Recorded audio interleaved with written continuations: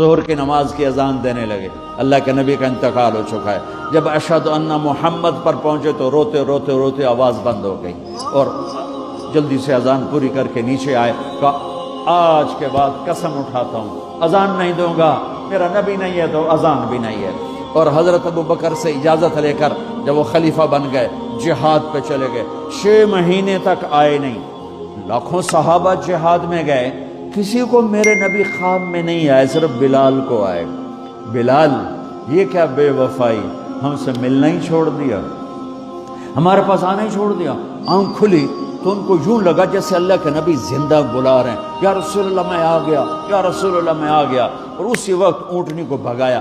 21 دن کا سفر، 21 دن کا سفر 7 دن میں کیا، 7 دن صرف نماز اور پیشاب کے لیے اترتے تھے اور بھگاتے بھگاتے بھگاتے۔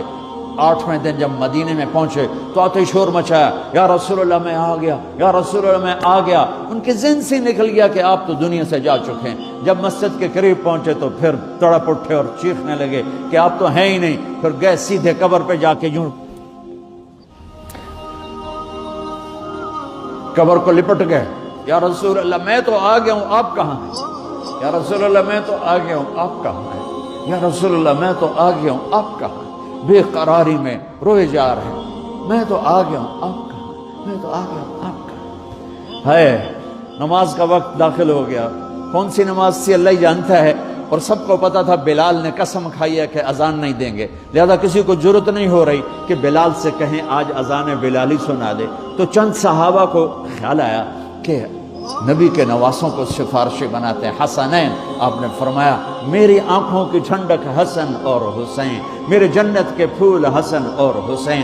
تو صحابہ آئے بچوں کے پاس، حسن حسین، کہ بچوں آج کسی کی نہیں چلے گی، تم بلال سے کہو اذان دے۔ تو یہ دونوں ننھے منھے بھائی، حسن 7 سال کے، حسین 6 سال کے، 10 مہینے کا فرق تھا دونوں بھائیوں میں۔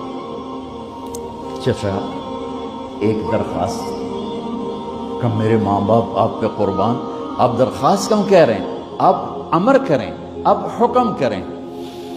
کہنے لگے جیسے آپ ہمارے نانا کے لیے اذان دیتے تھے آج ہمارے لیے دے دو۔ تو ایک دم وہ رونے لگے بلال، کہا ہائے میرے بچوں، میں نے قسم اٹھائی تھی کہ میں اللہ کے نبی کے بعد کبھی اذان نہیں دوں گا، لیکن تم پہ تو ہزاروں قسمیں قربان ہیں، میں اپنی قسم توڑتا ہوں اور اذان دیتا ہوں۔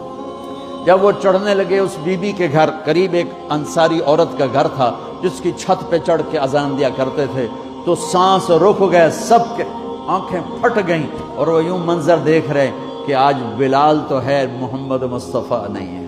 آج اذان بلالی تو ہوگی لیکن محمد مصطفیٰ کی جھلک نہ ہوگی۔ جب انہوں نے کانوں میں انگلیاں، جب انہوں نے اللہ اکبر کہا تو مدینے میں گھر گھر ماتم بچھ گیا، عورتیں بھی چیختی ہوئی گھروں سے باہر نکل آئیں، سارے مدینے کی گلیوں میں چیخ و پکار مچ گئی، اور یوں سب کو لگا جیسے محمد مصطفیٰ زندہ ہیں اور ان کا زمانہ ہے، لیکن آپ تو جا چکے تھے۔ یہ بلال کو جو رتبہ میرے رب نے دیا، یہ غلامی مصطفیٰ کی وجہ سے دیا ہے۔